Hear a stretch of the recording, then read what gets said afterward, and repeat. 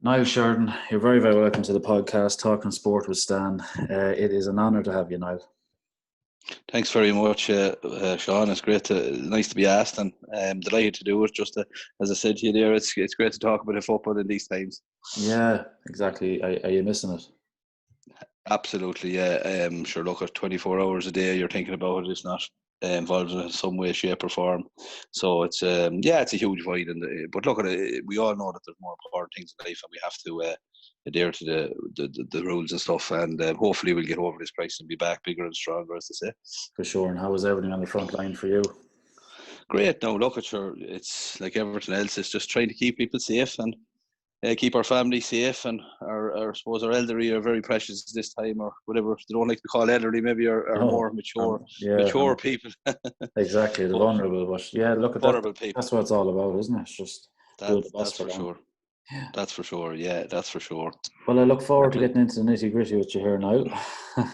Oh well, sure. If anyone is interested, I'll let them know a bit of the story anyway. Sure. Very good. Come here, we'll go through your accolades first. When I reached out to you the other day, I want to thank you again for, you had no question or doubt about coming on, and it really means a lot. And you have, I suppose I'm very lucky from a young age because of my connection with the Ledwiths that I got to be in your presence quite a bit at different times. So, I got to be around Niall Sheridan. I probably got to know you. As I said, the Levages are like my second. Well, they are my family. Like they looked after me very well growing up. And as I say, we came across each other a lot, I suppose, through Mary and Danny there, and the lads, Donald and Peter and Michal, and I'm great friends with them. They were very good to me growing up, and something I'll never forget. So I suppose that's where we've corresponded with your mommy Josie, and I know the Leverage has serious respect for your father Terry, and I used to hear all about Terry winning championships and Terry this and Terry that about football, and I know they looked up to him a terror. So it was all part of, I suppose, a great circle, as they say, Yeah, so special bond for sure. Yeah. Sure. Thanks, Niall. Go through your when I asked you to put your accolades together, is it something that you would have thought about or reflected on? No, to be honest with you, look, I appreciate things a lot more now when I look back from when I was playing.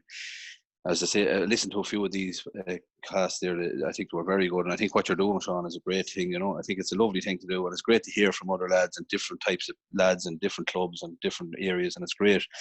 But I suppose when you look at your achievements in football, it's they're kind of like, you don't appreciate them. You're in a bubble when you're playing, and you don't even realize things is going on. And some of the games that you play, and you forget them until you get some kind of a little bit of a kind of a goal or a point or a fella's performance or something, just reminds you about little bits and pieces. So, so when I look back at this thing, I appreciate I suppose everything that I've achieved and done, but I'm that type of person. I feel I should have done a bit more maybe as well.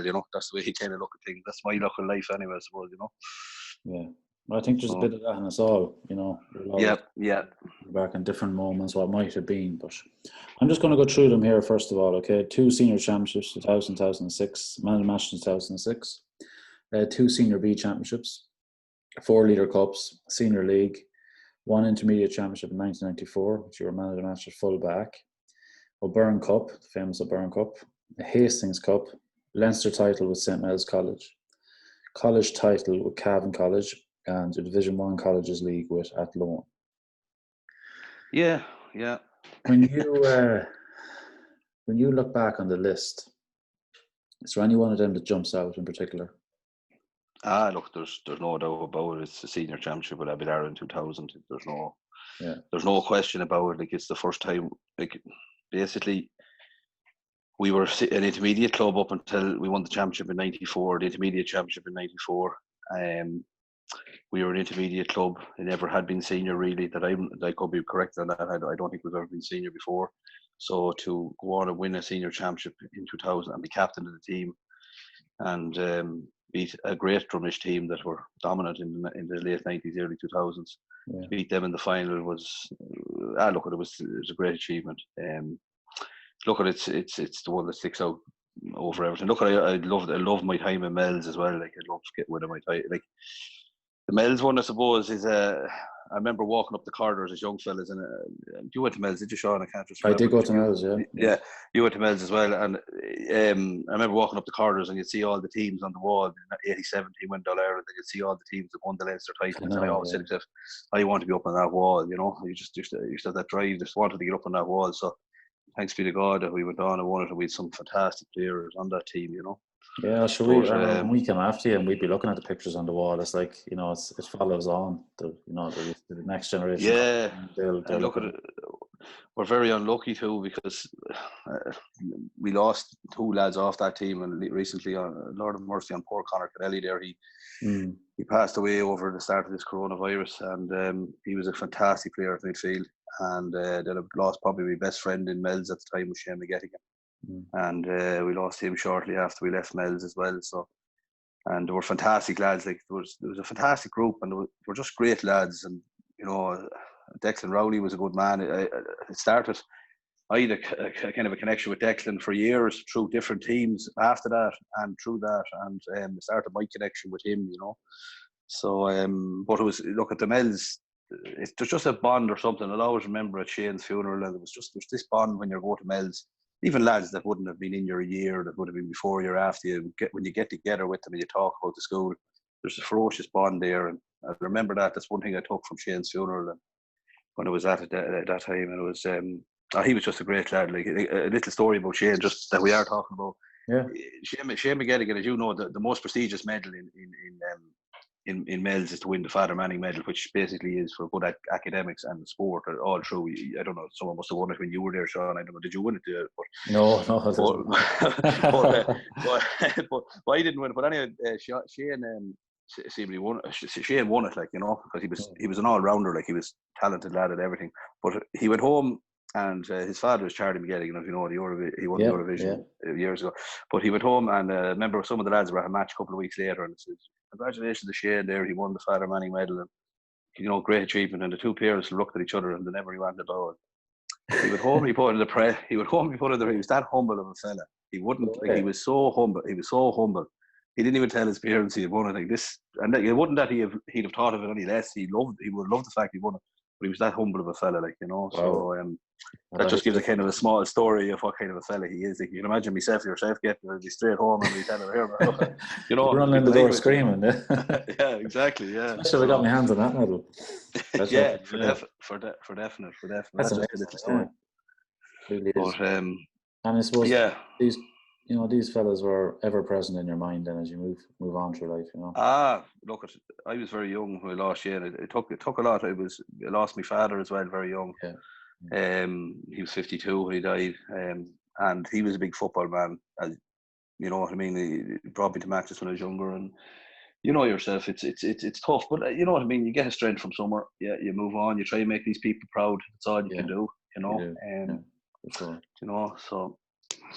So tell me about young Niall Sheridan growing up. Well, the young Niall Sheridan, I suppose. I was mad about football myself personally. I went to Abbeylara school. I started off in Granard Convent, but in first class you had to move from either go up to the hill in Granard, or I followed probably my cousins, David Sheridan and Ruth and Emer and Mark, out to Abbeylara.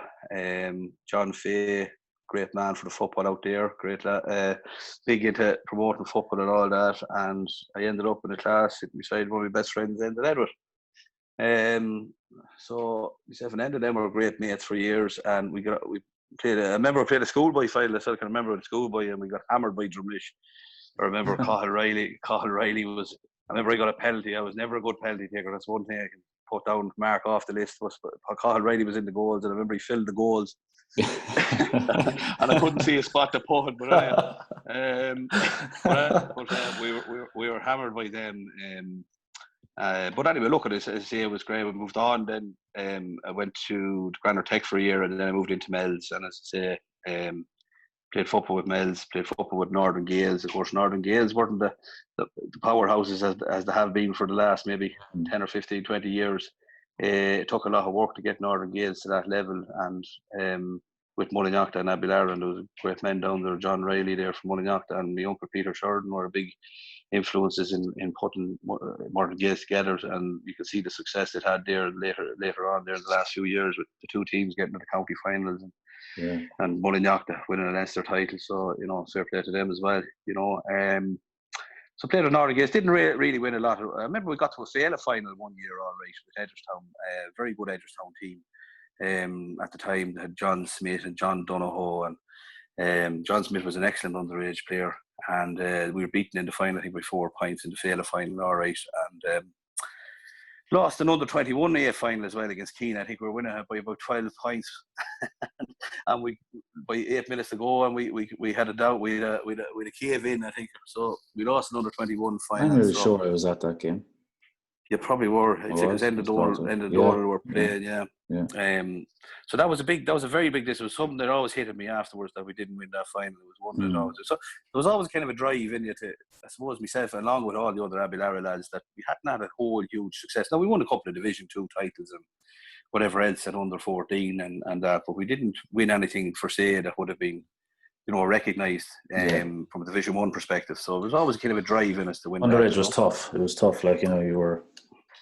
I suppose you were. Yeah, you weren't seeing the bright lights like some other teams were maybe at that stage, and that probably played a big part in your motivation, I'm sure. Absolutely. I remember being a young fella. I remember some fella laughing at me saying that, I can't remember who it was. And I remember I said, what would you love to do? And I said, I'd love to win a senior championship. And they laughed at me because they knew I was going to play for Abbeylara. And Abbeylara were intermediate at the time. So they said, no, what's this boy talking about? Like, he's gone off his head, like, So, but anyway, look, as I say, you have to keep them kind of little things inside you, drive you forward and drive you on, And the Abbeylara decision, Niall, like, was that made from a young age, or obviously I know it's a controversial one, but it's not really.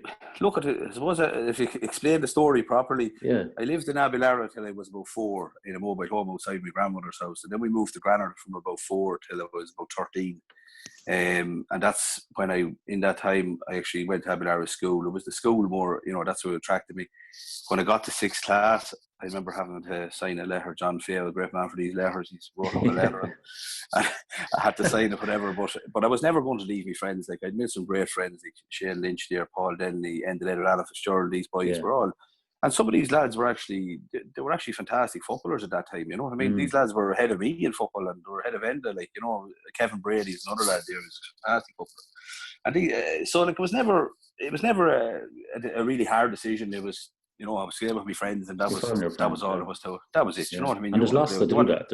There's loads of people out there that have done that, like, And well, I'm after going the opposite way with my children because my children now are going to kill a son at school, so they're going to play for Granard. So they have exactly. So they'll have to. But the whole thing is an important thing, and I think it's very important that adults don't get involved. It's important that the children go to where they feel is, for them where their friends are. That you're not bypassing schools just because you want them to play for a club that you want them to play for, and that is the main reason. It's not because of, I love the club Abbeylara, and now I'm involved with Granard. I'm a coaching officer and that as well, because I know my children are going to play for Granard, so I've got behind and try and help out kids in Granard. But I suppose the whole backstory, if you really want to go, I don't know whether you're interested here, but my grandfather, who was you'll probably ask me a question later on about my inspiration, but I suppose we'll go into it now a little bit. Is that my grandfather played? My grandfather Tony Sheridan. He was supposed to be a fantastic footballer. I've never seen him playing, obviously, but he was a fierce. Anyone to give you a compliment about him or say that you weren't like him was always. He played for Leinster, and he played for Longford, he played for Granard. I think the 3 same full forwards played on the 3 teams together was Regan, McCarthy and himself. McCarthy was a lad from the bank. So the 3 of them played for Granard, Longford and Leinster. And he was inspiration. And then my father, he won, I think from Granard brought out a brilliant book a few years back. It was The History of Granard. And from reading through the book, you can get a lot of information. So I always wondered what my grandfather would have won with Granard or whatever, So he actually, from working out from the book without having it wrote down, because it was back in the 40s and all these times, he won about 7 senior championships. And working out then, my father then with Granard, he won 2 senior championships. And then my wife Elaine here, her father Tom Neal and my father played together with Granard, so they both won the 2 senior championships. So, and now I have my 2 senior, so the pressure is on the young lads, That's very unique, isn't it? Very unique. Yeah, but not that I'm going to put the pressure on any slag Oh, that, no, of course. but it's just it's nice to have your history of that. I really wanted to win 2. Like when I won 1, I already wanted to win 2 because my father had won 2. Yeah. And but it was, and then another note of that was when I would look back in the book, there was in 1948 Abbeylara and Granard actually played together. They amalgamated together and they became a team called United Gaels. And my grandfather was Tony, was the captain of it, and they played Longford Wanderers in the final. Tommy O'Brien and all that generation, and I think Longford Wanderers bet them in the final. But down in a column, I was reading down through the York then anyway, and next thing there was a bit of a paragraph, and there was Frank Vaughan had a game for Longford Wanderers. I can't remember, but Frank Vaughan actually was my mother's father, so he is actually won a senior championship as well. So from reading the book, so I didn't even know that. I wouldn't even know what Frank would have won overall. But he played football and won. He seemed to have a good game that day in that final, and 2 grandfathers played against each other. So. It's amazing. So when you delve into history, like how much you'd be unaware of, unbelievable. That book was one of the best. It was brilliant. With Granite people done some work on Seamus Finnan there and lads around the thing, and it's fantastic that you can read back and read through little things and the recent history as well, obviously. But go back to that old history; it's where your family were. And you have that now. You're aware of that now to pass on to the kids too, and tell them that story, and absolutely they can add to it. Absolutely. Will the one surpass their daddy? They will. Sure. Want more than 2. I think to be better. Look at if they win 1 or win. Look at if they play a football and are interested in it first and foremost and enjoy it, and then we'll worry about everything else after that. I have 3 lads and a girl now, so they're great. The 2 older, the 3 older ones love football, so it's great. It's great that they're involved and they want to play it. And do their best. That's what I was having a conversation with him earlier today. A few of them, I said, I don't mind how well you play as long as you give it your best. That's all. Give it your best. That's a great message to give. Now it is a great message, and especially what you said in relation to the parents earlier on. There, it is very important. And look at it. I say we should promote her game, and don't get me wrong. There's no one wants to win as much as I want to win, but sometimes you just have to. You know what I mean? You have to. Try your best. It's the most important message you can send out to any child. Try your best, and if it works out, it works out. If it doesn't, it doesn't. Yeah. Important thing is to learn from your losses as much as your wins at times. Absolutely. You learn a lot more from your losses. As I say, I suppose moving on with the football, I think with Abbeylara then there we won the intermediate in 1994. I was marking the great Brendan Smith. He was full forward for Cashel, and I don't know if you've heard of Brendan, but Brendan was a legend of football, and I marked Brendan in the final, and it worked out well because Brendan was the danger man, and Gordon, his son, was actually playing corner forward. That will tell you achievement Brendan was made, and we bet them in the final that day, and. One thing I'll always remember is Brendan Smith ringing me up about a week later after the game, or it could have been a couple of days, and just to congratulate me on my performance and well done. I thought it was a very gentleman thing to do, That's an unbelievable gesture, And Brendan is a gentleman, absolutely. And look, I was full back actually. I was full back at the time. I played most of my underage. Yeah, how did that come about, sir? Whose idea was that? Well, my father, I suppose, won the county championship at cornerback, and yourself back. I give him wherever your father played. That's the position you were going into anyway. So, it's hilarious. So it's unreal. Yeah, sure. You couldn't play him anywhere else. His father was back. I had a good pair of hands, and in the old style the old style full back was land the ball in on top of the square, and you had a good pair.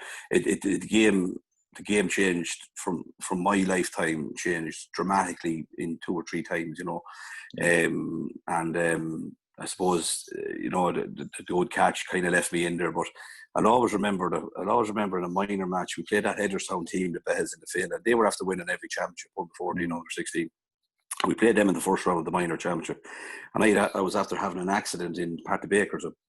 Whatever way I pushed the trolley onto the truck, it didn't hurt me top of my finger. I was in hospital for a few days with it. So the match was 2 weeks later anyway, and sure I wasn't supposed to play, but there was a kind of an old bandage put on the finger, and they said they'd play me full forward, So I played up full forward, and I scored 2-7, and we bet Hedgerstown that were probably the favourites for it. And where was he playing the following game?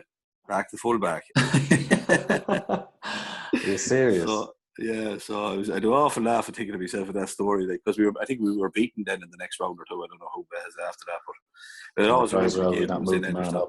Yeah. Well, look, I never had a feeling like, I just played where I was asked to play, and I was happy to do so. Playing and to get man of the match in that county final in the intermediate final was a great boost to me, because there was great player. Enda had a fantastic performance again that day at wing back. He was new on the scene as well. Like, we were the young lads at that time, and I think Cashel were the favourites actually to win that. So, and when you think back about it was the springboard to set us on to senior level, because if we hadn't won that intermediate, who's to say we wouldn't have been intermediate for the following 2 or 3 years, So, and you don't know what happens then either, You take different paths, different directions, But look, if we got to the county final in '98, then it was '98 against Drumlish then, and so we got there, and it was all new to us. We didn't realise, here we're in a county final, what's this kind of thing. Yeah. But we tried our best on the day, and I could say it was a fantastic Drumlish team at the time. And the best, I think, it was a point or 2 points. They got a point near the end of the game. Podgy Davis again, as usual, with a fantastic score, So, and then we lost that final. Then we drew with Tramard, I suppose, the following year. After replay, we were kind of harshly done that. I won't go into controversy. I was talking about this to someone the other day. Who was it? It was actually Daniel Pett who we were talking about. Was it right? And we were talking about that. Yeah, there was lots of controversy around that time. All right, yeah. But, Enda was, we'll say nothing, but Enda was pulled for a free out, and we shouldn't have been. But anyway, Dramard probably deserved to. They definitely deserved to win the replay anyway. So and they're probably on the day they were the better team in the drawing match as well. But we just kind of came with a late flourish and went ahead, and then that was a poor decision. But look, as I say, that's football. Come with you and go with you. Course, you know what I mean? You have to accept that and move on for it. So it was great that in 2000 that we were out then, and you know what I mean. We were very motivated that day to.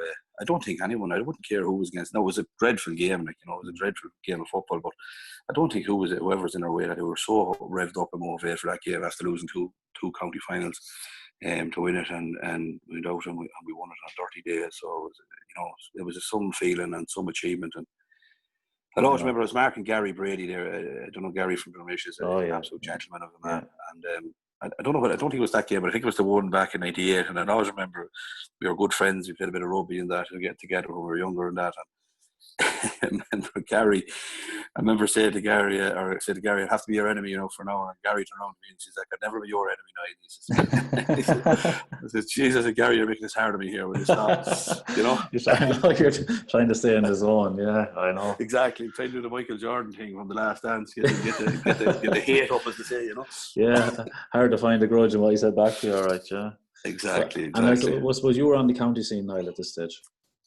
In around, it was Jenny. The county was. I think I was on that. I was 18 when I was on the county, because within after that intermediate, I think.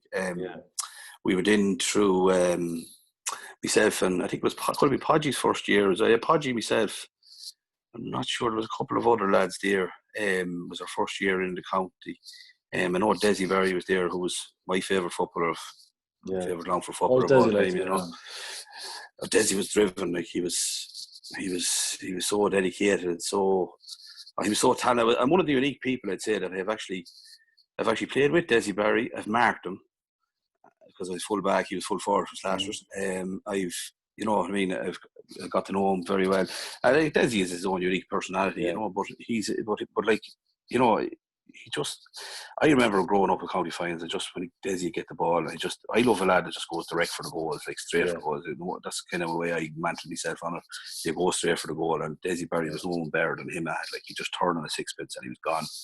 And playing with him was fantastic. The first county game, the championship game that I played, we played Wicklow down in Longford, and we lost by a point. We were after kind of Longford were going bad for a good few years, and Eamon Coleman and Desi Dolan came in And it was great training. Like, I think that I never been as fit like as Desi Dolan was really the trainer, and Eamon Coleman was kind of the front, you know. And it was great training. It was fantastic. And we got to that game, we lost by a point, and I remember I got man of the match in the game, and I didn't score anything. I more or less assisted Desi for about 2-6. I think Desi got 2-6. I say he was very aggrieved, didn't get, but I got man of the match for the game in the Star or whatever it was. But it just shows you don't need to be. You don't need to be. You can, if you can set them up as good. It's, you know, it's not just about scoring. Even though we all like to score, you know. Yes, true. Assisting is just as important, you know. Davy Barden today actually as well is something we talked about when you come home after a match. It's the first question you're asked. You know, what did you score?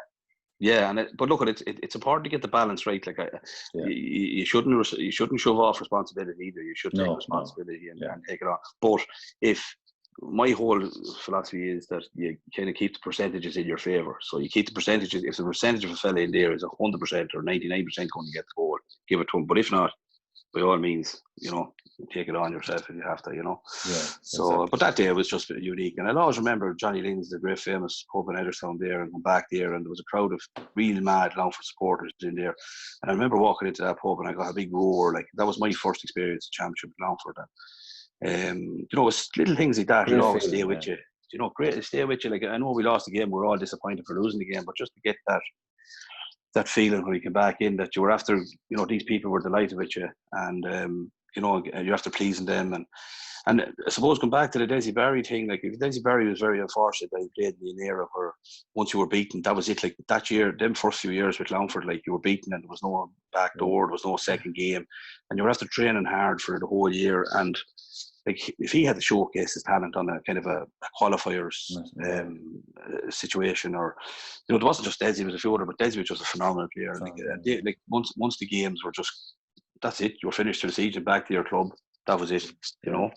And then I remember going back to the club them first 2 seasons. I think we played hard in the first round of the senior championship, and I was absolutely dreadful. I was dreadful in the games. Just the high from playing with Longford and coming back, it just, you know, it was hard to get yourself back round to it. And we were beaten, but then we played them, I think, in the third year of the year we won the championship in 2000, and you know, we overcame that. I overcame all the stuff as well. You have to overcome these things as well, like, you know what I mean. There's when you're a young fella, you know, when you look back now, when you're an older fella and you realise all this experience you have, you know, you just have to be patient and don't be expecting too much off yourself. You know, don't put too much pressure on yourself. Pull yourself aside, wouldn't you? You would. But look, at the same time, you know, you have to love that bit of pressure as well. You know, you have to love that bit of pressure. But at the same time, you know, the expectation, it's not all your fault. You have to. Like, I remember one fella come over to me one day with Terry Drake or someone came after the match, and he says, "It's not just your fault we lost this game." And look, for that, up to that point, I was nearly blaming myself for everything we'd done wrong. You know, so. But you know, but look, it was a good bit of advice that stuck in my head afterwards. You know. Yeah, it's an important lesson. Like, it is. You know, we're all guilty at different points to. You know, I suppose there's a positive and negative to point to yourself first. Like, you know, you can, you know, identifying where you can improve on and just being able to leave it at that. But when you go down the route of putting that blame and pressure on yourself, that's where you can fold under that sort of pressure and that sort of mentality. Absolutely, and lots of players have, and lots of players will. If I was to give advice to anyone for that, would be say, you know, expect what you want off yourself, and do expect levels of high performance or whatever. But, like, you know, you have to remember it's a team game, and it's like everything else. You know, if you take the praise, you know, you have to take the criticism, but keep an even keel, 50-50. You know, when you win, don't go too high. When you lose, don't go too low. You know, that'd be the, you know, that's where I would try and look at, you know. So who was over the counter that time when you were called in? Before it was Desi Dolan and Eamon Coleman. Okay, great. It's different. It was a different. I suppose that long close to him. Like, were you welcomed in, or? Oh, look at. Or were you fresh meat? I don't really. It's hard to remember back that far, but I don't remember ever feeling uncomfortable in there. You know? I remember, like, it was different than the Longford dressing rooms of late, because I know that things were very low. I know previous to that, maybe even, I don't know. One thing I'm poor at now, Sean, is dates, and we would have tell you years or whatever. But I remember previous to that, there was someone came in as manager of Longford and walked out, and some fella from Offie or something, and they had no manager, and the team was low, and so this was a big appointment, like to get someone that had won All Ireland for Derry there back in the, I don't know, 90s, and I don't remember. I mean, Desi Dolan, I remember seeing him as a phenomenal trainer. He was brilliant. I thought he was top class. He used to go up and down to the Clone with him when I was in college as well, to get the lift back. He was a phenomenal trainer, and it was gas because I remember Desi Junior and Paul Barden often came in and watched training sessions when we were training around those times. You know, two players that went on to be the probably two best players in their counties that ever played for their counties. You know, you know, it was great. And look at it, we were very fit. Like, we'd done a lot of hard training. And I remember Eamon Coleman's son, I can't think of what's his name again. He came down. He was on the team that won the All Ireland with Derry. Anyway, I just can't just did Darren. But he came down to a couple of trainings, and I remember him saying, "These are like race horses." He said, "You know, I remember him saying that one time, but." No, but it was great. It was good training, and Eamon was a unique personality. You know, Lord of Mercy and Paul Eamon passed away too. You know, so you know, he was a unique personality, but a nice fella, and so was Desi. And look, I can thank Desi Dolan. I suppose one of your questions will be, how did they transition from full forward or from full back to full forward? Because he was responsible. Yes, Desi Dolan was responsible for that, because we played we called into the team after that intermediate final. And if I'm realistic, and I'm totally honest with you, Sean, I definitely wouldn't have made it a county level from a full back perspective. I would have been in it maybe for a year or two, maybe, and I would have been gone. That was it. Okay. I hadn't the pace for full back. I hadn't got that. You know, I was fast enough over, we'd say, 20 yards. But then, you know, if you're marking these forward that are lightning quick, you know. And it kind of as I said earlier, the game was evolving anyway. Like, you know, and we played Westmeath in the minor, with Westmeath minors. They went on to win the All Ireland actually afterwards. And Dennis Connaughton was over us at that time. We were playing them down in Port Leash, I think it was. But anyway, I remember Westmeath, Luke Dempsey was over them at the time as well. And what they'd done was they'd done the 2-man full forward line, so they pulled out the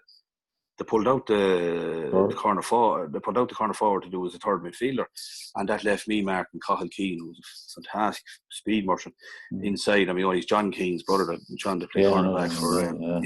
His brother, and he took me to the cleaners in there. Like, you know, there's no question about it. Like, and that was the first time that, like, at the minor level, there was no one. I was grand. I was in catching ball. I was driving out after having a fantastic game against Offaly. But that space then, so.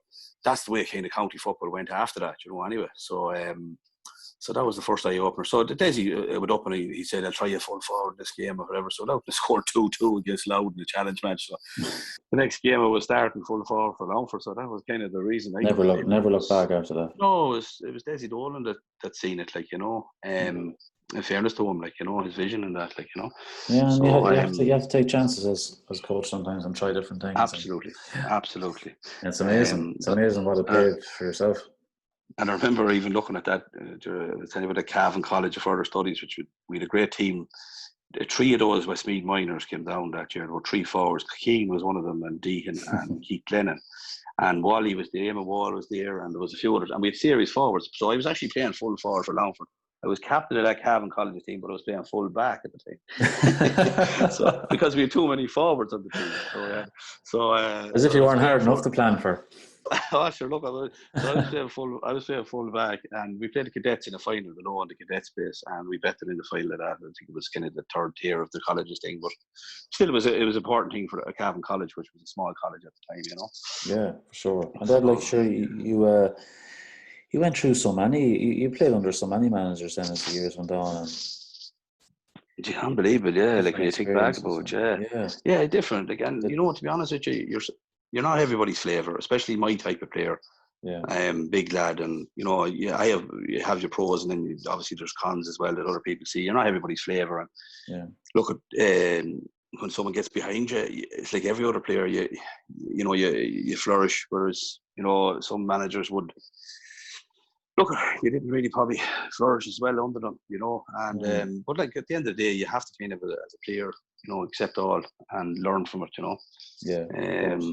So I remember there's a man that's playing ferocious stuff at Longford at the moment. It's Darren Gallagher, and I remember that man when I was over Grant, when I was managing Granard, and Darren was, he wasn't the first. He wasn't getting chosen by Jack Sheedy at the time or that, and I just said it around to Darren. I said, "Look, at Darren, it's one man's opinion, and you have to just change that and train hard with the club." And I never seen a man to train as hard, like a great lad, and everything he gets. he True, deserves our football. You and know. he's had it tough too with injuries as well. He's had tough patches there. Absolutely, yeah. And I love to see lads like that's the one thing I always said about Enda and Paul Bardon. Like, you know, they deserve anything got out of football because they put the effort they put into it was, you know, and the commitment to it. I actually lived with Paul in Dublin for 3 years in the same room, you know, so I know Paul very well. He's an absolute gentleman as well. Yeah, you got but the what they put influence, into, but what they put into football, the two of them men deserve to get over it, you know.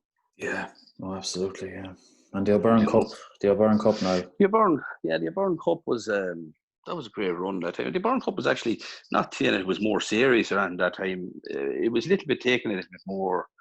You know what I mean? There was you were playing your stronger teams. Like there was none of this playing weaker teams around that. And now, obviously, you know, Dublin weren't as strong as they are now, and they're not sure. But you know, great feeling. And I suppose the one thing that I remember from the O'Byrne Cup was I always remember when my father died. He died. My father never actually seen me win the senior championship. That was the sad thing. I felt that he died after we were beaten in '99. But the one thing I would always remember was that I remember at the funeral after Shane McGehiggins and my uncle Peter had died as well, who was very big influence on my life as well. He was a lovely man, a gentleman. I remember I was all cried out at that stage when it came to my father. So I remember not crying a lot at the funeral, but I remember then the Burn Cup final, we won the game, and when I was coming off the field, I remember just going into tears of crying because. And it was just because my father wasn't there or whatever, because he was the man that was kind of your biggest sport. No, not that he'd tell you more than probably Terry to you. He probably didn't tell you too often to your face, but behind your back, he'd be telling you. Yes, you knew. You knew. That's the words you're looking for, you know. And I suppose just the emotion just came in on top of me then. That time it was huge crowds at the match coming in at the field, and look, it was a fantastic time. Very proud day, yeah. Great group. Yeah, with a great group of lads, you know. Remember as a young lad being brought into Longford Arms into the bar area there, it was absolutely hopping, buzzing. Yeah. Look at it. And it's great because, you know, in Longford we have some unreal supporters, like, you know, just supporters there that have seen, you know, you can talk about Kerry supporters, Dublin supporters. Like, the Longford supporters have seen some of the worst going on, and it still stick with the team, like, you know.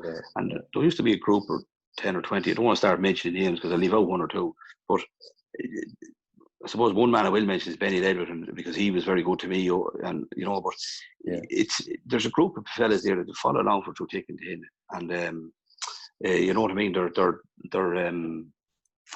They would have seen bad, so to give them something a small bit back, and that's why it was great this year that the lads went out and won it again this year, and deservedly won it, you know. Yeah. And it was great to see that little bit of a lift, and you know the lads will appreciate. I think the lads will appreciate it more even when they're finished playing football. They probably don't realise it now, you know. Yeah. It's not till you finish playing and you look back at things that you really will appreciate it. It's not that you don't appreciate it. I'm not saying people don't, but you look back and you say, you'll appreciate it a lot more when you finish playing. You know, it meant a lot, you know? and you know, those people you talk about there, like, you know, that's what makes it worth it at the end of the day, when you see those faces on the good days and the bad days.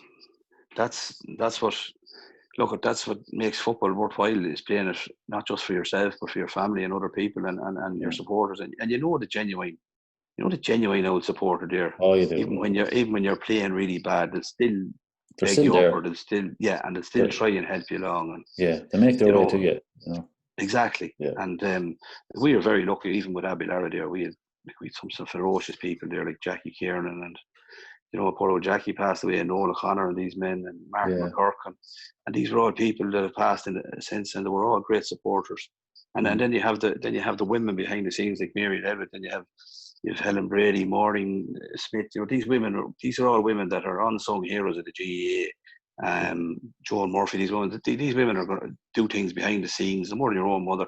You know, these people don't get any recognition, or don't get any. They wash the boots for the young fellas. They send you out. They don't get any. But you know what? These are the people that the GAA, and this is why the GAA is a very special thing. You know, it's a collective. And exactly. The players, I suppose, are putting themselves out there. They get the criticism as well as the praise, but I suppose you put yourself out there. But it's these people behind the scenes. They'll never get any praise, which they deserve. You know, and there's loads of them in every club. You know.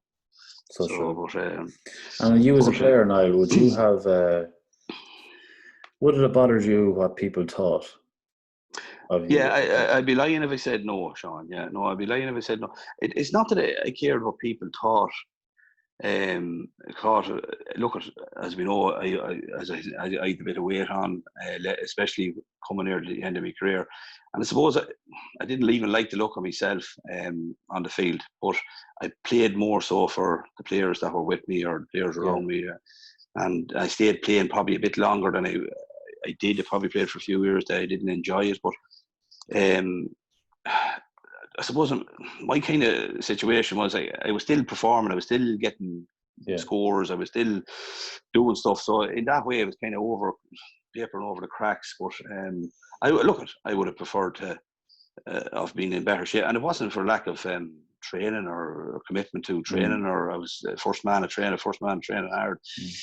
I'd always had a problem with the weight. I suppose with years gone by, I was putting more diets, and I genuinely think that it didn't help me a lot of stuff, you know.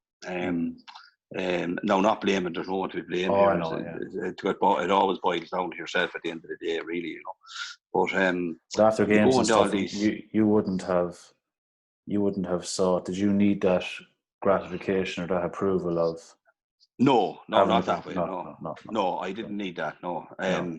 No, it was more. Yeah, no, I wouldn't have needed people to tell me that you were great, and I actually sometimes wouldn't even be gone in that too much, you know. Yeah, I'd be more. No, the one thing you would like to say is that you're giving your best. Do you know what I mean? Like, I would hate to think that someone would think that you're in there and you're not fucking trying. Excuse me, you're not trying hard.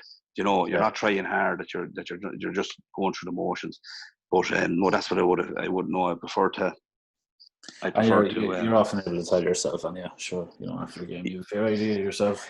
Yeah, I was very confident in my own head, like, you know, I often say that to the lads, you'd be very confident in your own brain and your own mind, but like, you know, be very humble when you're out talking to people, and, you know, accept that other people have opinions as well, you know, and it's huge, like, you know, but, you know, in your own brain or in your own head, you have to be confident, like, you know, if you have to be confident in yourself, like, you know, of course, it's very important, like, you know, I suppose and it takes work to get to that point, doesn't it? It takes work, it takes performances, it takes. It does. And look, it takes good family. Like, and I can't reiterate it enough. Like, my mother there is a very good person. Like, and she's always been there. Like, and you know, if anything you needed, there was never anything you wanted. Like, and she wouldn't have been necessarily a top GAA woman herself. Like, but you know, anything you wanted or needed, it's like you know, you wanted to go somewhere, you were always brought. I said the Leva just then there when I was younger. You know, out to their house, they'd keep me there overnight. You know what I mean? You have to have good people around you, you know, and the positive people that are not, you know, you have to, and, you know, they're always putting positive thoughts in your head. And the other side of it is too, you have to point the finger. The first person you point the finger at for anything is yourself, really. Yeah. You know, if people can do that, I think, you know, you can get over it. Like, you know what I mean? You can get over it. Accept it and move on. Very true of us surrounding yourself with positive people. It has a massive impact on you. Huge. And I'm very lucky that my life, I've been surrounded with loads, and not necessarily through the GAA, like, you're not just the GAA, you know, other aspects of life as well, you know. It's keep positive, you know, positive, keep everything positive. Don't be down on yourself too long. You know, if you do see a problem, try and fix it. Try your best to fix it. Like, you know, don't be always looking at the negative. Or that's the problem. That's this. That's that. You know, go and have a solution to the problem. Go and try and find someone that. For sure. You'll find a way of fixing it, you know. And there's definitely a better awareness of that nowadays, especially amongst coaches and players anyway. So players have a better chance. I think so. So. And like, as I say, go back to the whole, I suppose, individual training.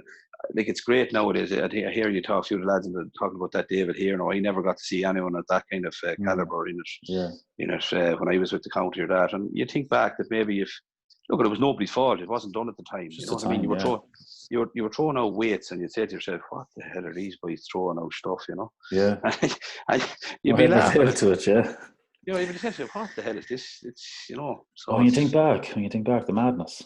Madness, and I suppose, you know, if you think about it now from a manager's point of view, I'm looking at it now, but when you look at it back then, you're thinking, you know, weights, what the hell, a good or day. I'm strong as any fella that comes up against you. So you're not thinking of the athleticism that you can get from it, or the push off, or the sprint, or the jump, or the injury prevention. You know, you're not thinking of all them. You know, the huge thing. But it's not straightforward. It's not straightforward as sprint. No, it wasn't. But in them days, that's what was in your head, and you were there. What's this lad act now, And you were there saying, "What's going on?" It's just a different mentality, different time, Yeah, But sure, man, for sure. yeah. Now you touched on this already, but your inspiration, what kept you going over the years? Like you've talked about there's been you had a lot of tough moments in your life coming up before you go on to the county. You had a lot of setbacks. Yeah.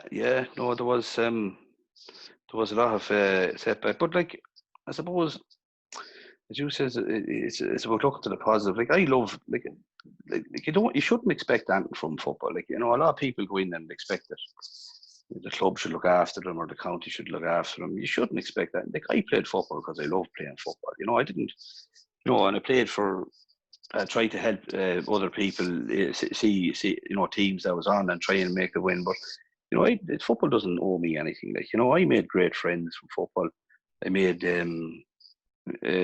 meet people through it. Even in my job, like you go in anywhere and you'd meet people that talk to you about football. So like, I suppose the main reason I played football because I loved it. I used to always have a ball in my hand as a young fella. I remember going out to the Levige's house when we were younger, and we'd be out there staying the night, and we'd be picking the best team we thought would be the club team, and everyone would have their opinion, and we'd be talking about it, and we'd talk about it all night. We just loved it, like and as you know by Donald now, he's a great mind for the football and the management, and we all talk together there. We talked about football, and it was look, I just loved it. There's no point saying there was any other really inspiration to commit to it.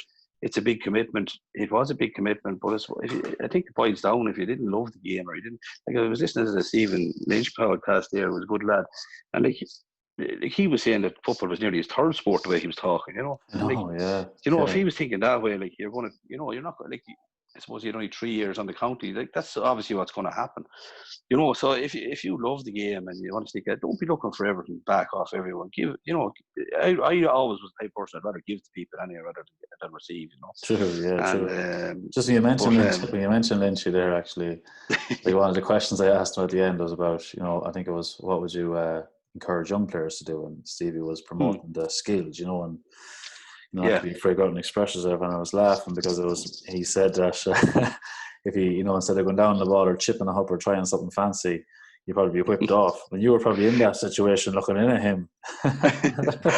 I was laughing when I heard that. Look, I would be all on for getting him to express himself, but then you have to, the fundamentals, I would say, would have to be, you do the fundamentals first and then give yourself a situation where you could express yourself that way. And look at, I wouldn't be totally against it, but then, I go back to the percentages. The better percentage is probably to pick the ball up rather than volley it or something, But, for sure. But then it's there's the right time to do things as well. You have to know that as well, and that's what good players do. They know the judgment. They know when to go with the ball. They know when to kick it. They know when to hand pass it off. Like I think I heard something there last week. I thought it was a great bit of advice there from Corey Carrington. As I love loads of sports as well. I look at loads of sports, Sean. But Corey Carrington says he was talking to the great Keith Wood. I don't know if you've seen this. No. And Keith Wood says to him, he says, if you make a mistake, he says, do 3 simple things after. So in other words, don't go and do something, exotic, like, do a wild kick. Because he says in a golf, like, he was saying from a golf point of view, if he hit a good shot, he's trying to make 2 or 3 unbelievable shots to get back into position to get. But he says just do 3 simple passes or do 3 simple shots, and then get yourself back going again, and then start going, taking your chances again. I thought it was a great bit of advice. I thought it was. For sure. It made sense. It's like even with the Gaelic, like if things aren't working out, bring it right back to winning possession first.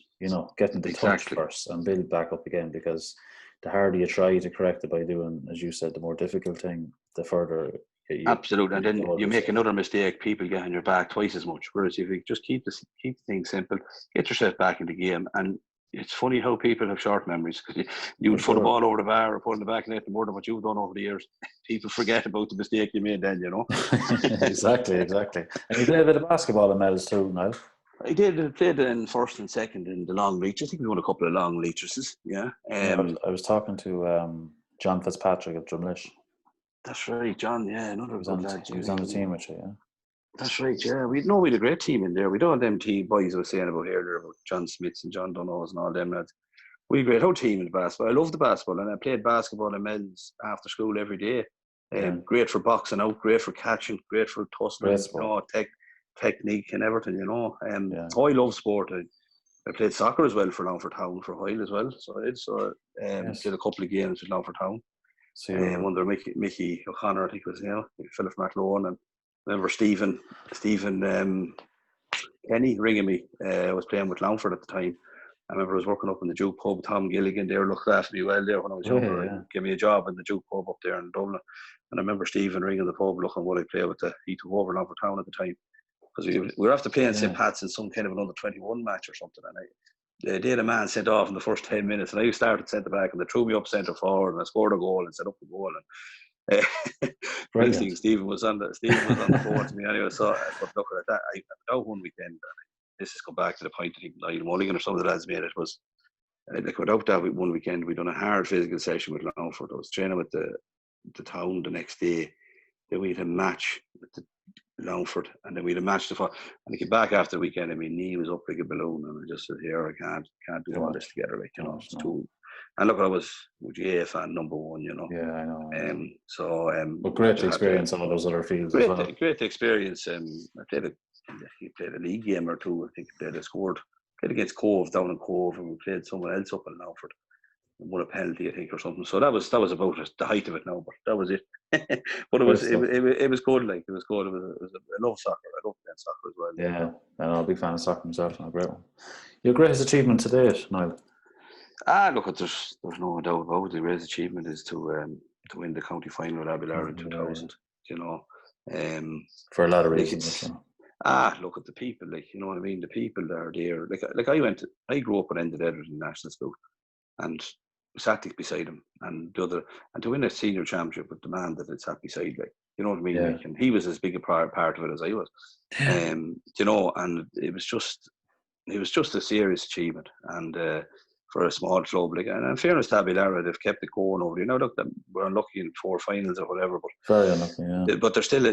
But like, success can be measured like in different ways. Like, you know what I mean. Like, success is they've stayed senior and they've been competitive and they're thereabouts to win senior championships, and hopefully someday they will win another one. But you know what I mean. They're a senior club, they're a senior mentality, and like for a club that for years was an intermediate club, really, so like it was kind of the start of that, and that would have been the number one. Sean. Number one was the senior title with Abbeylara, and obviously to win it again then was, I suppose, the whole winning the second time. We played a very young Slashers team, but to win the championship that year was beating Clongish in the semi-final. Like, it was a huge game. Was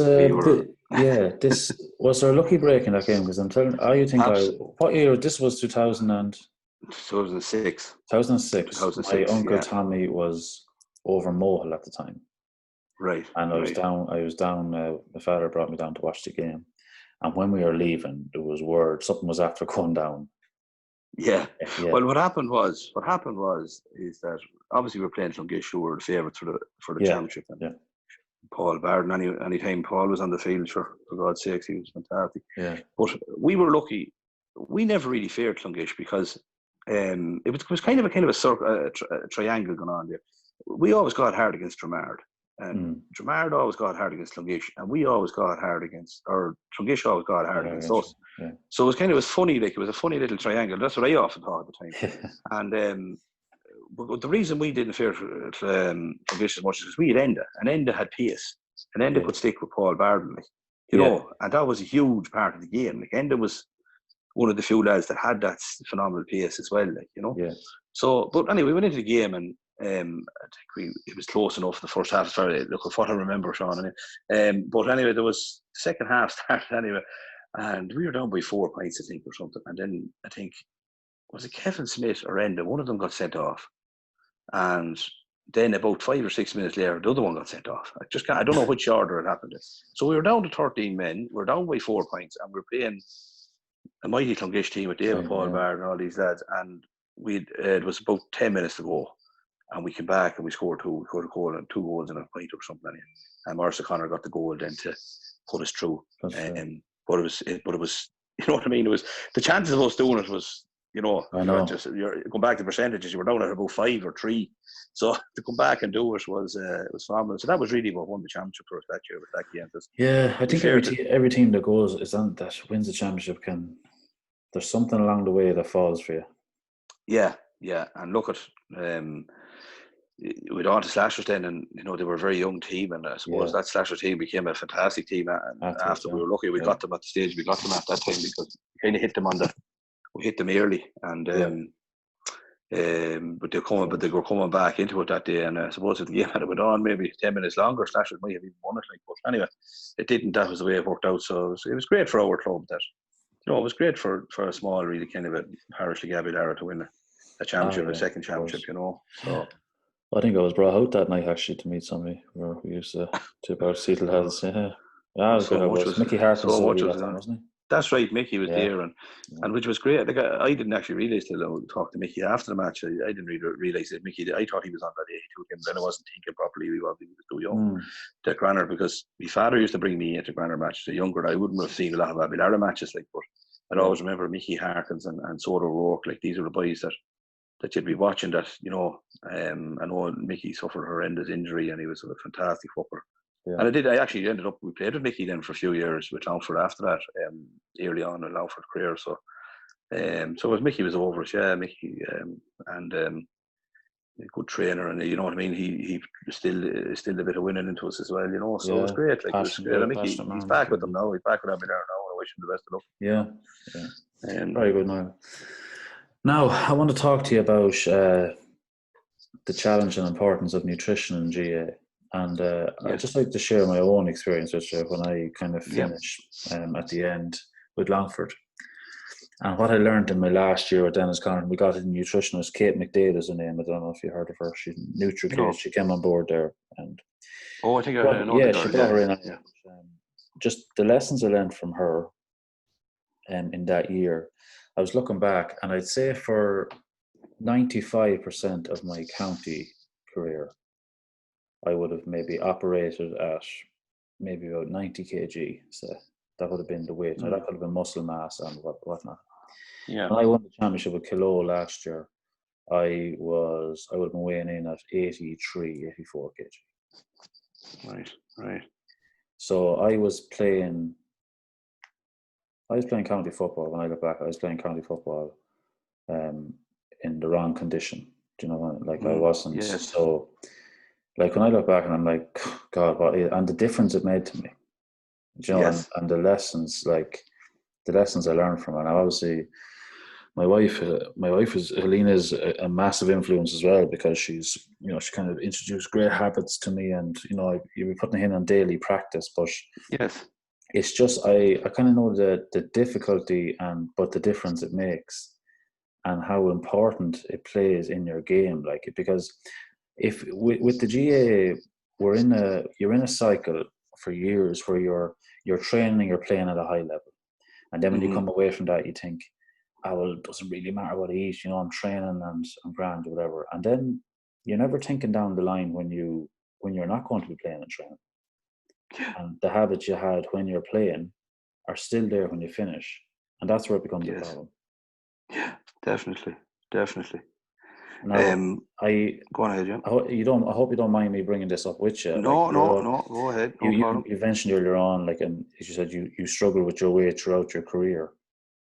And in your latter career, you said there were, and I asked you about what maybe people thought and all that. Like, while you were playing, what was it like for you? Playing, it wasn't a real problem.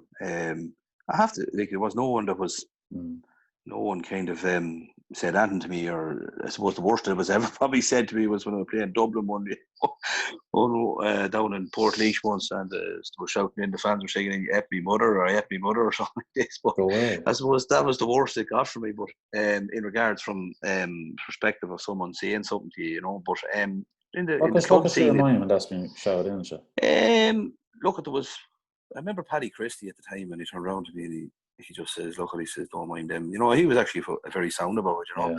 Yeah. For me, it didn't annoy me, because it kind of said to me, well, I must be getting your attention if you're taking that time to sing about me, you know.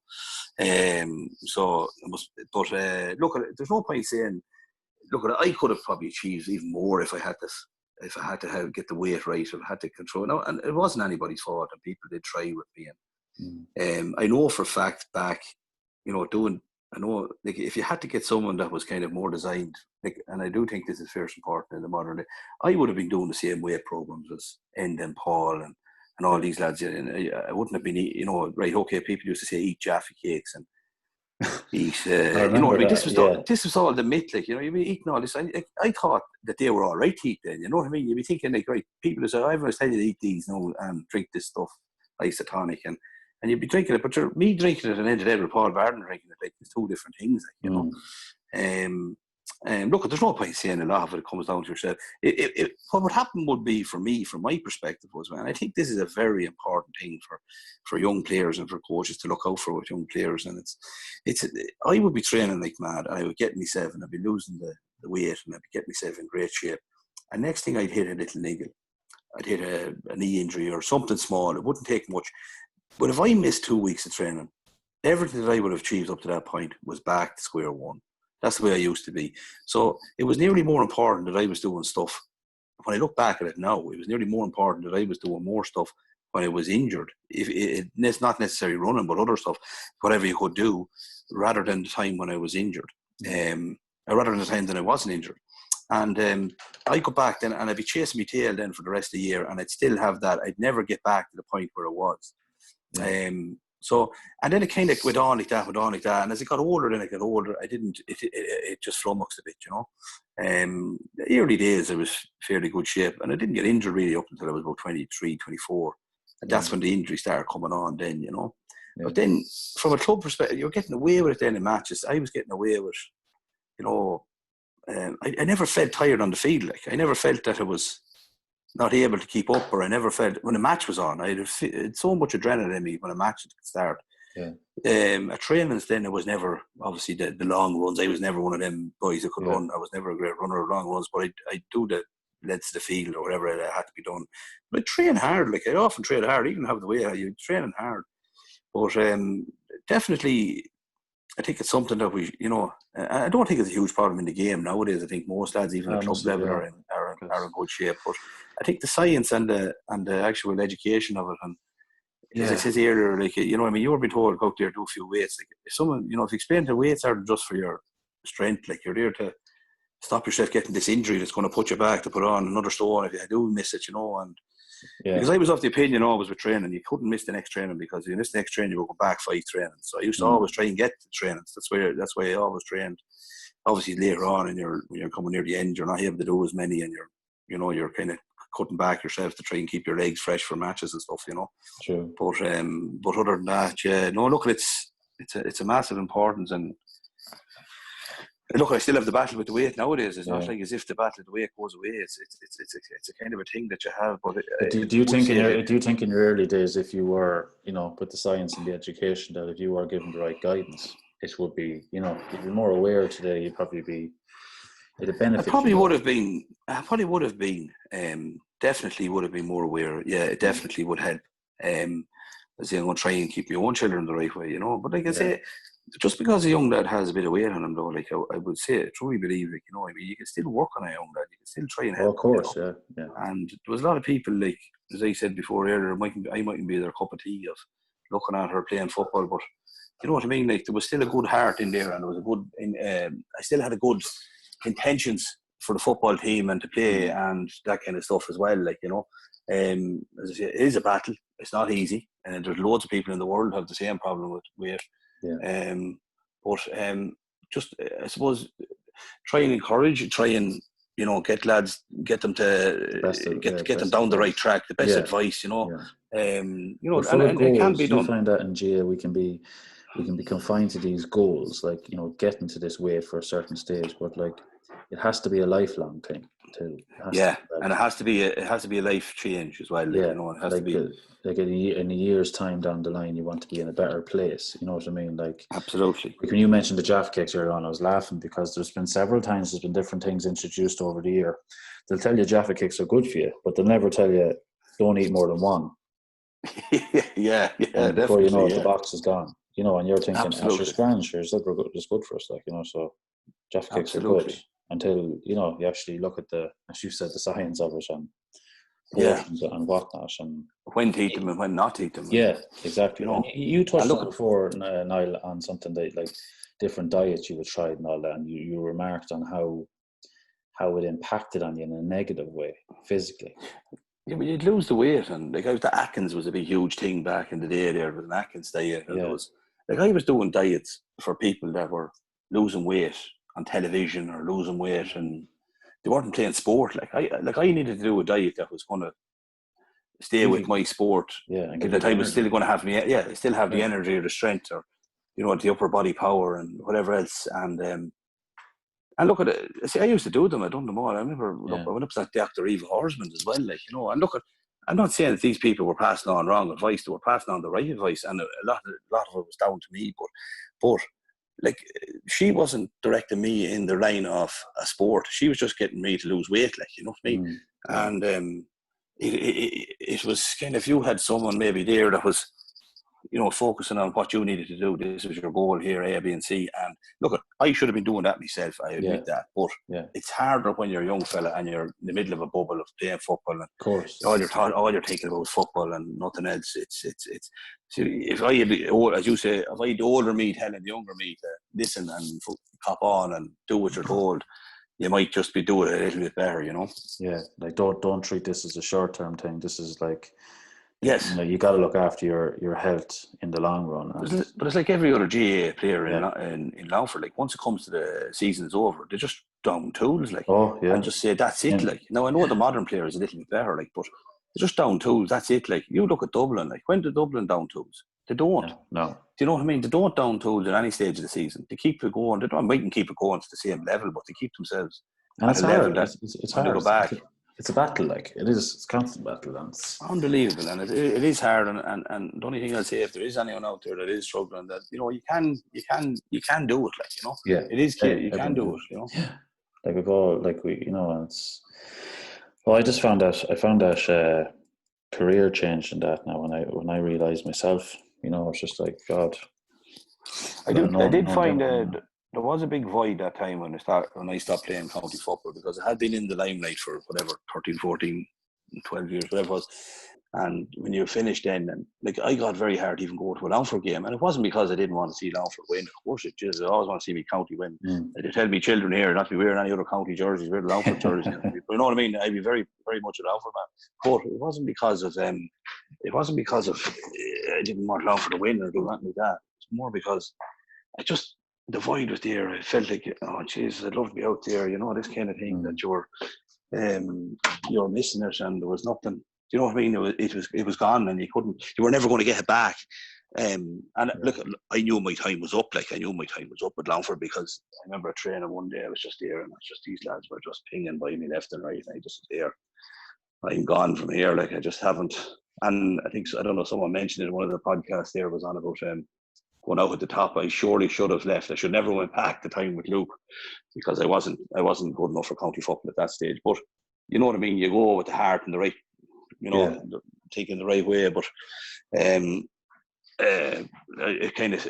was bad. You know, it ends up a bit sour. And you know, I mean, I didn't want any of that kind of stuff. You know, I love playing for my county, and you just, you know, so it was just a void there for a couple of years afterwards, because you're there meeting lads. You know, I know the training got a little bit more after the first few years, and you were meeting people the whole time in the dressing room. No, look, you had in the club, all right, that was great, but just that Longford void was hard to fill after the whole thing finished. You know, I will say that. You know, it's a big challenge for that. It's something you don't think about. I think it's very important to have things outside of football as well that you have to fall back on. You know, absolutely. And look at the reason, as I said, I didn't fall into any kind of a, you know, it was too bad, but I just missed it. You know, I think the word is I just missed it. Like I really missed it, and it got very hard to go in and watch a game. It took me a good few years afterwards to go in. And as I say, that was no reflection on the players. I'd love to see every player now for doing well, you know. No, I can relate to that. Yeah, I can relate to that big time. Yeah, I think you need that separation for a while until you're ready to come back and enjoy it again. Absolutely. And look, I love getting a chance to go in now. With my schedule, I don't get often, but I love. I know, and I love to support the local lads as well. Like, you know, the Abbeylara boys, Darren, and then Robbie, and all the lads that are playing with the county there the last few years, and Colin Peace, Smith, and these boys, you know. So I do promote them to my own young fellas, you know. So. And we have some fantastic players in there, like, you know, some fantastic players in Longford at the moment. It's just a shame. You know? Yeah, and look at it's hopefully Podgy now, and Podgy, so you can learn that, and you learn it from Podgy Davis, and he can control it all, you know. For sure. So, lots of time for reflection now, anyway. Absolutely. God, be interesting. Can you see it being back this year? Seeing I'm always positive, yes, but that's for me positive side. I actually think it would be more important, more than anything, to get the kids back. I think if we could get the kids back doing something, because I think for their mentally, and keep them involved in the GAA and keep them focused and loving the game, I nearly think it's more important that we get kids back playing at every level, and nearly more than the senior, because the lads older people can kind of accept that this is the situation. It's a disease, it's a pandemic worldwide, and men and people of our age can understand that. Whereas kids, it's very hard to tell kids, you know, even though they understand it to their own level. But keep them with the game, keep them with the GAA. I'd love to just see kids back playing, especially, you know. Yeah, they're not. Kids wouldn't be used to. Well, not any of us would be, but kids wouldn't be used to normality being on hold for so long. You know, they kind of expect things just to go back to a, you know, whereas, as you said, we have a better understanding that, okay, we have to do this for the time being, but kids can't see it that. Exactly, and I think the huge thing here with my kids here is that they miss their friends as well, like, you know, and mixing with them and that kind of stuff, you know, and like you can't look at. We all understand we all have to do what we have to do, but the mental side of it all with children as well. You just hope that most children are strong enough to accept that and move on and go on with it, and you know that they will see their friends again, or they will get mixing again at some stage, you know. For sure. Thanks a million, Niall, for being so open now about that. No problem at all. I came across this story before. Is there any truth to it about this quote being dropped in your letterbox? Is this a true story? No, never. I laughed at it. Yeah, no, I laughed when I seen it. Well, unless it was a true story on behalf of the person telling it, but it definitely wasn't. It wasn't from my side of things anyway. Nothing happened anyway. Like, it was a funny story. I heard it before. Already, yeah, I see it. Well put together. Look at it. I do enjoy that case. I wouldn't even mind that it's not true, but I do enjoy them kind of. I know, little stories about people, like, because you could see it. Like, there could be a fella there that mightn't have played county football or even club football, might be just an old, genuine old supporter of football, and he might have a story about you that you mightn't even know that happened. Like, he could have talked to you on the side, and then of course it gets a bit of legs then, of course, but no, I do find it funny, like, but you know, not from my side of things. I don't remember it anyway, you know. I was talking to lads earlier on there, and I was reminiscing on time. Remember, your Abbeylara and Kilo would have those battles, year 2000 there. That's and right. You would be. I remember being behind the goals as a water boy, and you would be marking Mickey Jokio. That's right. And I was nearly convinced at the time Mickey Jokio was talking to himself for that time. He was that revved up before the game, and he had the hand. I always see it to this day. I always had the hand touched on. He was touching, constant touching. You know, he was so hell bent. But I remember this piece of play, and I just thought it just summed up yourself. This ball came in, and you sold the most glorious dummy solo I've ever seen. Just the skill level was unbelievable. I just remember, like, the touch, like, you kicked the marvelous point after as well, and you know, I've never forgot that little moment. But that whole experience of marking Mickey and Joe, what was that around? I like it around that time. Yeah, no, I tell you, I remember there. I think it was in which we were talking about that you said you hadn't been in a county final, and then that recent one in 2012 or something, whatever was it? Yeah. That was, I couldn't believe that, because I remember watching the Kilo teams with Declan Rowley and all these boys on it, like, you know, Speedy McCormick, you know. But like, it was like Kilo were very unlucky. Like we were very lucky by that. I think Kilo hit hit post or something on that day as well. Like so we were lucky that we got through that game. But yeah, I remember Mickey was a tough man. Like Mickey, all the Kilos were good footballers, all tough men. Yeah, no, it was. I have to say the dummy solo I brought into the game because I had to find some kind of a trick. I didn't have extortionate pace like some of the boys that go by lads, so I brought the solo dummy into the game. So I used it a bit to kind of give by myself that yard or two at times, Well, it was just it was the slickest dummy solo. Like it was literally, you must have had like a high skill level from a young age because it was just.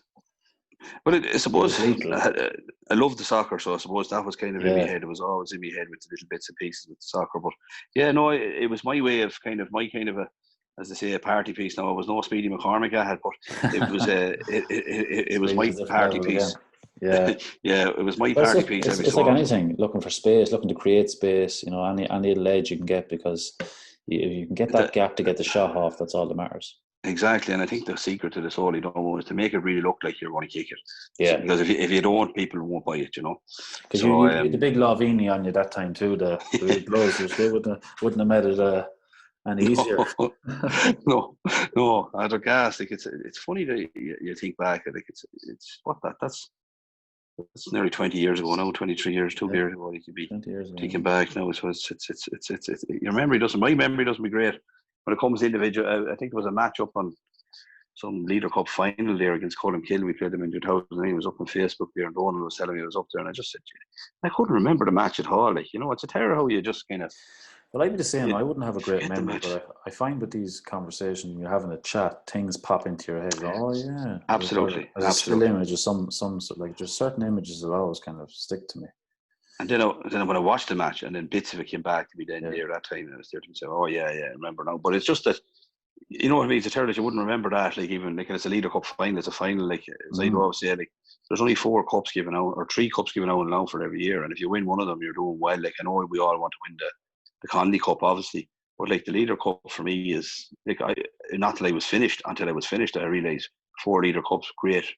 Couldn't believe it. Like you know what I mean? At the time, you don't appreciate them, but you should appreciate them when you're finished. Like Of course. So there's only 3 cups given out, and realistically, we won the Leader Cup. I think, as I said, with the dates now, I'm not great. I think it was in the '98 or something like that year, and that was the whole start of us believing that we could actually win a senior championship. Like so we bet them. I think we bet them. I couldn't stand to be corrected in that. Now I think we bet them reaching the final, and so we believed that we could beat them then. And that was the start of us winning whatever we won after that then with the club, For sure, yeah. And then just I suppose for anyone who's listening, that story that was false was a story you were due to play Granard, wasn't it, in a game, and some lad said the Granard lads were watching Gladiator the night before. Not Gladiator, 300, film 300. And there's a quote from it, ready your breakfast and eat hearty for tomorrow you dine in hell. So they're supposed to have wrote that on a piece of paper and dropped it in your letterbox, isn't that right? That's right, yeah. That's right. You never got the letter on you. No. And then something was said to me when at the match the next day or something. I can't just remember what it was. No, yeah, I heard the story before. Right, yeah. Oh, look at what people go through and make up. Yeah, but sure, look at. Niall, what does football mean to you now? Oh, that's one of my favourite photographs there. At football, I have to say. You thank Mary. And Mary always has that up on the mantelpiece when we were going out there when we were younger, Football means to me, it means everything to me. Like you have to say, it's still part of my life. It always will be. I'm involved with Ardham I do this year now. I was enjoying it up until the point that we stopped. I'm also the manager of the Killasona schoolboy team, which is a very important team as well. You're truly busy. Helping the younger lads out, and that's the thing I love. I know. I think this was for me is to pass on whatever knowledge I have to lads if I can, and if they want to listen and if they want help. Try and help out younger fellas if I can, on or off the field, depending on what it is. If I can help them out, I would help out anyone, no matter what club they're from, or it doesn't matter. At the end of the day, it's an amateur game, and we all kind of love it. Passions grow high. Don't get me wrong. I'll be the thickest man on the sideline if we want to win something, but but it means a lot. It brings your friends, your best mates together. I have a best mate across the road here, Niall, call him Scoop Gettins here, and we played against each other several times, and it's gas. So you know, the old Raven, he's grander man, and go off the field then, and we're great mates. And you know, it's and then you have the lads there in that picture. They're all, I think, let me see, every one of them. Kevin Brady would have won a championship. Myself, Paul Denny mightn't just have been around. Paul Denny was a class footballer at schoolboy. Donald won one. Shane was very good at schoolboy as well. And I think he played a bit of senior. I'm not sure. He might have a senior championship 2000. Enda Morris O'Connor there. Edmund Farrell was playing wing forward. I don't think Turlock Donoghue won one, but Turlock was a good little footballer in his own right in them days, you know. So we're standing for Sheridan, I think, from before. He was the goalkeeper, wherever he was missing, I think. But no, I think we won some kind of a 7-a-side tournament up St. Kevin's up in it was St. Kevin's at Drogheda. I don't know where it was, somewhere up the country. Yeah. And I remember the 4 teams went up on a bus, ourselves, Granard, Ballymahan and Keena. Yeah. And the 4 of us, we all went up, we played this kind of a blitzy tournament up there. It was my second last year because I was I know Philip O'Hara and Scoop, who was my friend there, they were on the Granard team, so they were kind of a year ahead of me football wise. But anyway, we won something up there, and I think there was a row on the bus on the way back. I think the Ballyman Keena boys got together and the Granard Abbeylara boys got together, which is very unusual. You'd think it would be the other way around, but, sure, the kind of was a bit of a row. But anyway, it was a good match. But I just mentioned Philip O'Hara there. He was a phenomenal underage footballer too. Like, you know, he was like that. He was actually captain that Hastings. Going back to that Hastings Cup before I finish up that Hastings Cup. That Hastings Cup we won with Longford. We played Galway in the final of it in Slashers. And Galway had 6 lads went on, won Ireland. Porrick Joyce was playing that day. John Diffley was playing. Oh. There was 2 or 3 others now. There was a fantastic team. But we beat Mayo in the semi-final of it. And Philip O'Hara was the captain of the team and broke his leg, unfortunately, in the game. And against Mayo. So we ended up playing Galway in the final that evening in the Slashers, and we won it. And I was made captain of the team after poor old Philip broke his leg. So, but Philip O'Hara was a phenomenal underage footballer, unbelievable, and played very well at senior level as well. But had them few injuries didn't help, you know. No. But just to mention him there, but that was that from that picture we went up to that tournament, and yeah, we won it. So look, football means a lot to me, and still does, and I think it always will. And hopefully keep positive and keep things positive. Gone more than ever, you know. I can hear that now you're saying that, yeah. And hopefully that comes across, you know. Of course. How would you like to be remembered from your career? I'd like to be remembered as a fella that gave it all he could, and a good teammate that would, you know, that would be always try and bring others into the game as well as myself, and try and pass on as much as I could to younger players as well as the other players alongside with me. Yeah. That's basically really, Sean. I don't really, you know, it's nice to be remembered at all, to be honest with you. It doesn't, you know, it's nice that people do a fondness. I suppose if I was to pick the one thing that I really miss out of playing football, it is the buzz I used to get when I got the ball. There used to be a buzz, and I used to get this buzz or feel from the crowd. There's a buzz. I used to just get that buzz, and it's one thing that will never be ever rekindled. So it's just, I used to love that buzz. I used to feed off the buzz. I'd prefer a game when it was in the melting pot too. I'd prefer to play a game if we were 2 points down or a point down. I used to love the game when it came to the crucial stage of the game. That was my favourite part of the football. That's what I miss most about football. Yeah.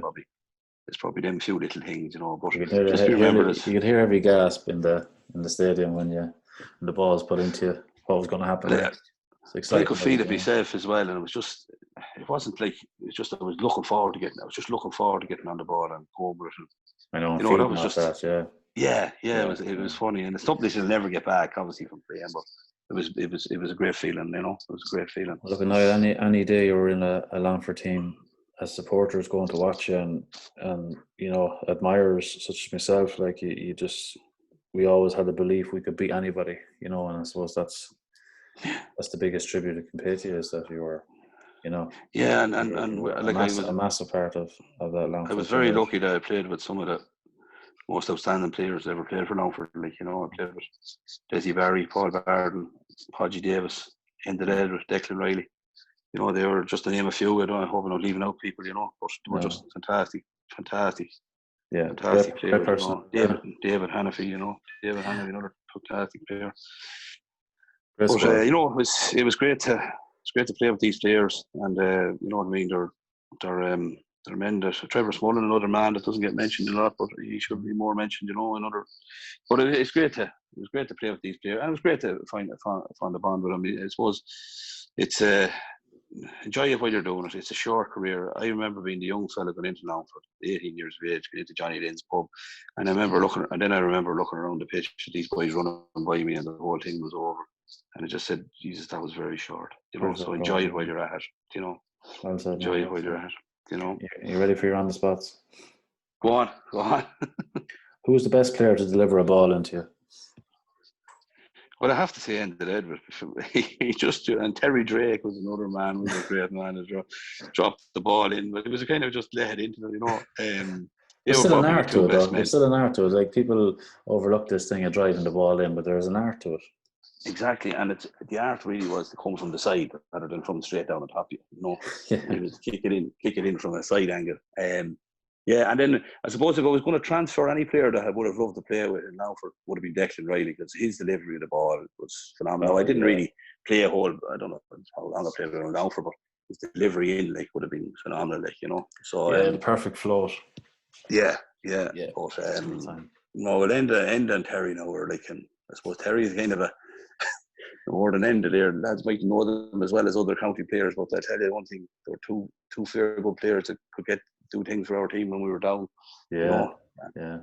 I think you were a great target to have, bomb it in, and you know, especially if the heat was on or if you were under pressure, you always had that outlet. It was a serious advantage. We always had then Morris would always read the ball off you, and Arthur was another good man to pump it in as well, you know, the two O'Connors, you know. So I looked at those great lads, you know. I suppose who was the best, it's hard to say, but I suppose they were the men that gave it into me the most.